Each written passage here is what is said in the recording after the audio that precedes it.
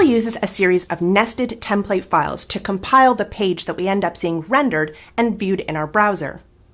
These template files hold lots of different tiny chunks that we'll actually see as being fragments of HTML when they're rendered. The fragment or the template file that holds all of the stuff between the begin body and the end body tag is the file page.tpl.php. That's what we'll be working with in this lesson. More specifically, we're going to create that file, page.tpl.php, put in all of our markup or class names associated with our specific grid framework, and insert the PHP variables that we'll need for things like regions and blocks to display on our page. Are you ready to go? Let's get started. Drupal uses the theme engine PHP template. Like many other template engines, there are essentially a series of nested template files which are used to build out the bigger web page. These files end with the extension tpl.php. For a list of all of the files that ship with core, you can go to drupal.org/node/190.815. This is a really helpful reference. You can also get the information from within Drupal itself. I've opened up a terminal window and I'm within my Drupal installation directory. I've used ls to list all of the files that are in Drupal. As you can see here, I'm at the root level of Drupal. I'm going to issue the find command, find, and then space period, space hyphen name, space backslash star.tpl.php. And this is going to look through all of the directories and find all of the files that end in .tpl.php. You can see here that there are both module or core template files, also a couple of site-specific template files, and then some core theme template files.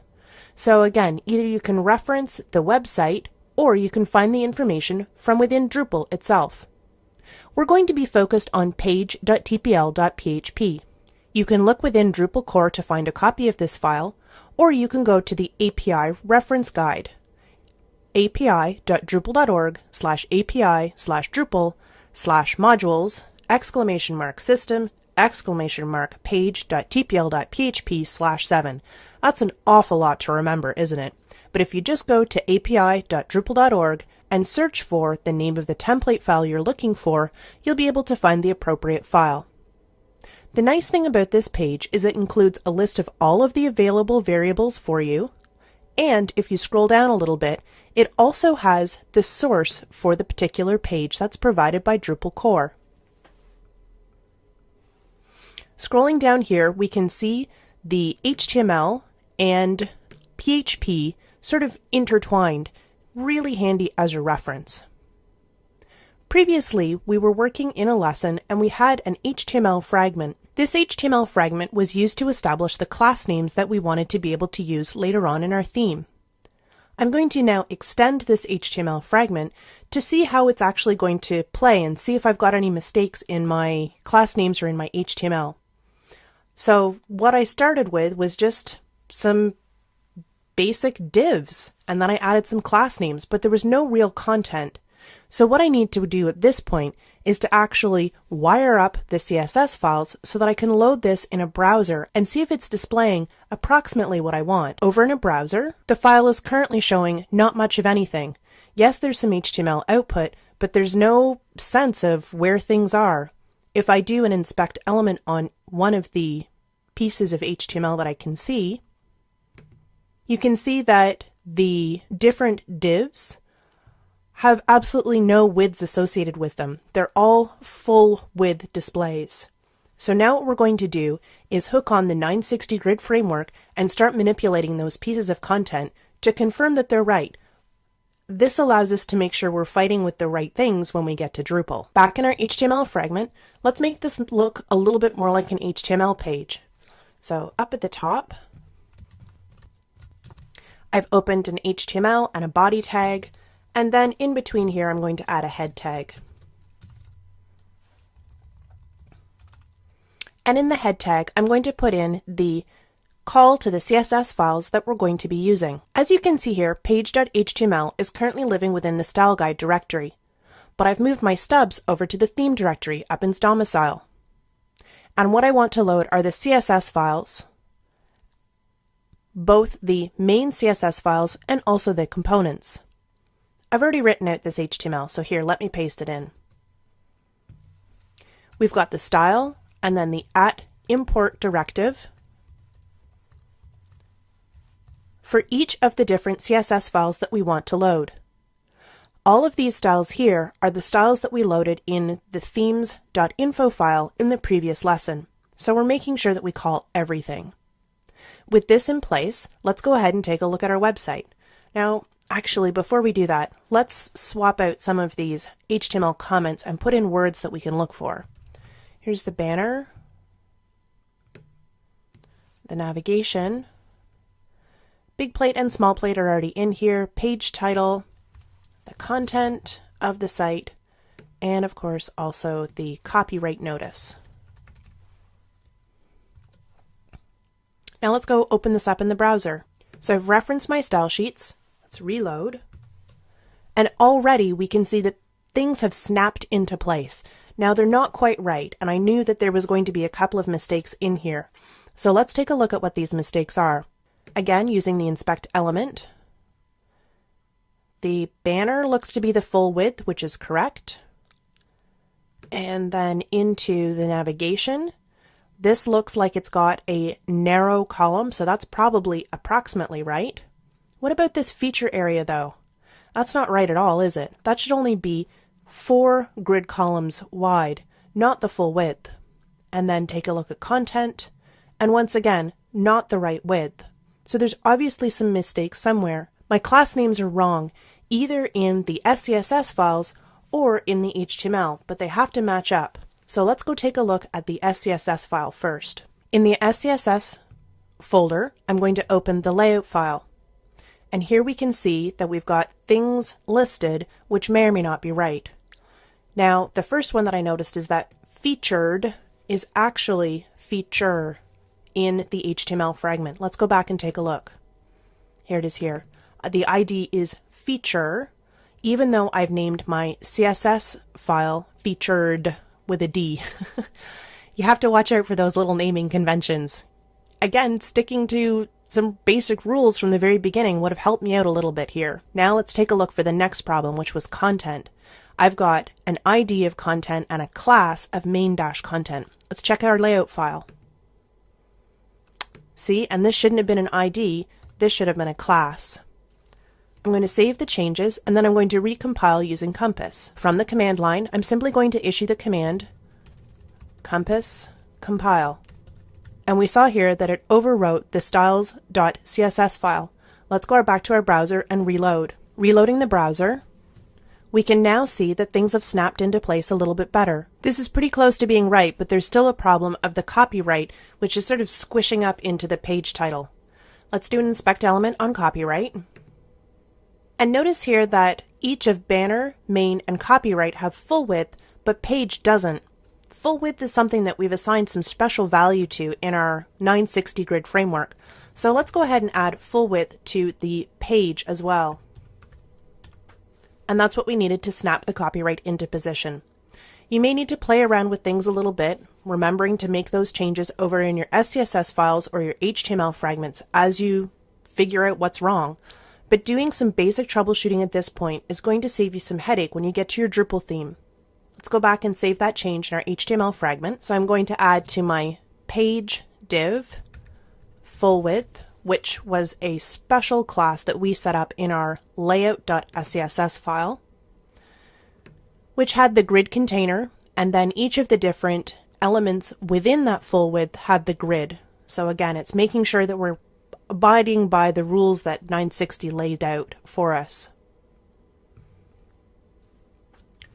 With our HTML fragment in place, we can now convert this into an actual TPL file that our theme will load. I'm going to actually just make a copy of this and start putting in the page template variables that I need to be able to convert my HTML fragment into something that Drupal can use. I find it easier to work from a reference, so let's go back to our browser and pull up that page.tpl.php reference file. We can see here that the beginning of the template starts with a div. It doesn't have, if we scroll up to the top here, it doesn't have HTML in it, so we'll need to strip that out from ours. And in fact, the page tells me that if I wanted to change the HTML headers, then I would need to use a different template, html.tpl.php instead of page.tpl.php. All of the variables are referenced, but what I'm going to be looking for are some of the HTML wrappers. So here's the first one here. First little snippet of PHP is to do with the logo. Now, I don't really have a logo in mind.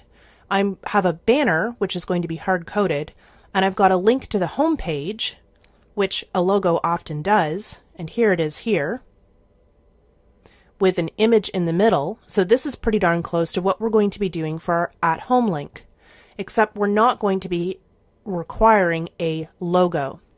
So I'm going to copy this HTML fragment with the PHP snippet, come back over to my template, and I'm going to locate where, here's the navigation here, and that's going to have our at-home link, which we know from our build notes is going to be hard-coded in.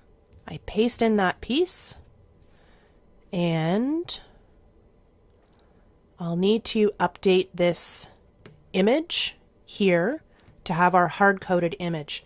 Now I'm just going to put a static reminder in here for now. We'll do this part in the next lesson. But there's our first bit.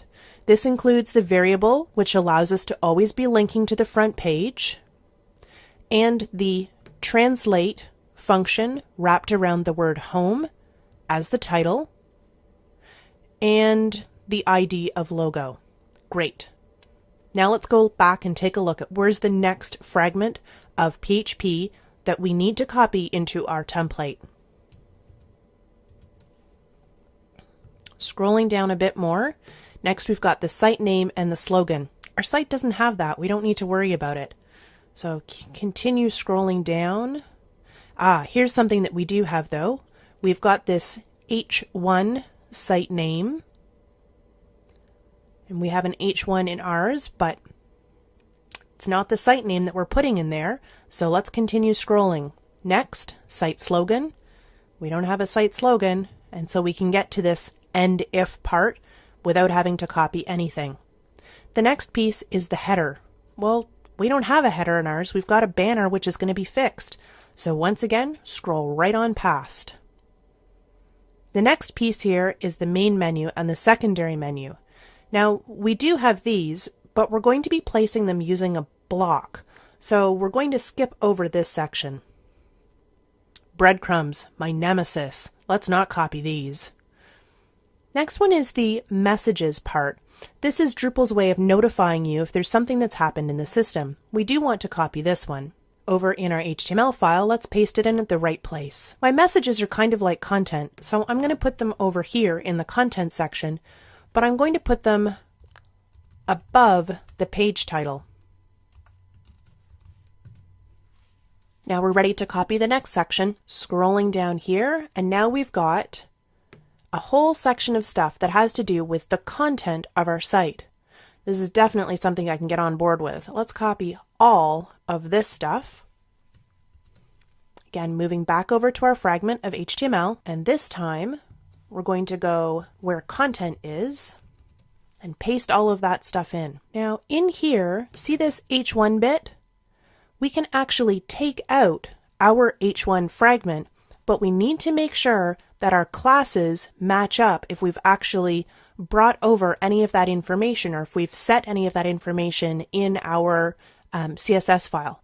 Now, I was kind of a little bit tricky earlier on with you in that I actually used title and page title, which are Drupal class names. So we can simply delete this and know that our correct classes will be in place. Each of these variables obviously has a really special meaning within Drupal.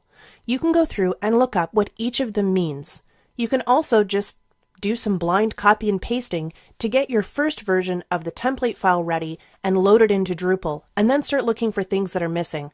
Either approach is fine. If you like to know all the information ahead of time, go do the research now. If you're okay just kind of pasting stuff in and then seeing if it works or not, by all means, go ahead and do that too. All right, so now we're ready for the next part. Now we start getting into these if page bar first, if page sidebar second things, and then the footer. And, you know, there's this special variable, but there's not actually any content, is there? These are Drupal's regions, and what it's going to do is print out all of the blocks which are contained within that region. We've actually already pasted one up here, the content region. This region is mandatory. You have to use this name, but all of the other ones can be customized for your particular theme. So using this structure here of the sidebar first, let's copy this and go back into our page template and see where our regions might be. I would say up here in featured, we definitely need a region, don't we?